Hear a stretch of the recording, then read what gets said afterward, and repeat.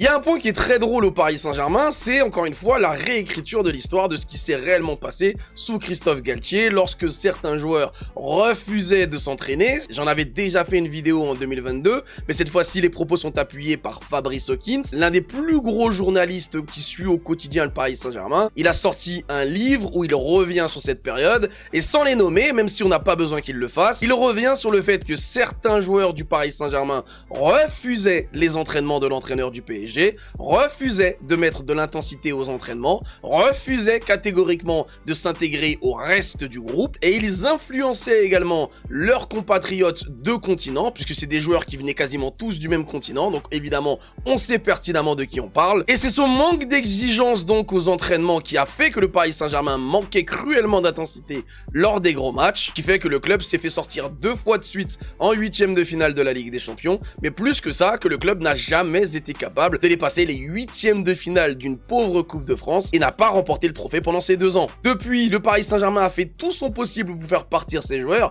comme par exemple Paredes, que beaucoup de supporters du PSG n'ont jamais compris réellement pourquoi le joueur a été vendu. Luis Enrique est arrivé et a instauré une véritable dictature au niveau de l'intensité aux entraînements. Celui qui ne s'entraîne pas bien, celui qui n'est pas intense aux entraînements, ne jouera pas sous ses ordres. Désormais, le Paris Saint-Germain est une équipe redoutable qui remporte tous les trophées et écrase absolument tout sur son passage. En ce temps-là, eh bien, les joueurs en question qui posaient problème au Paris Saint-Germain aux entraînements et qui rabaissaient leurs coéquipiers, galèrent dans leurs clubs respectifs, ne gagnent absolument aucun trophée et continuent de vivre sur leur gloire passée. Comme quoi, encore une fois, quand on n'est pas un fanatique de joueurs, on garde l'esprit lucide.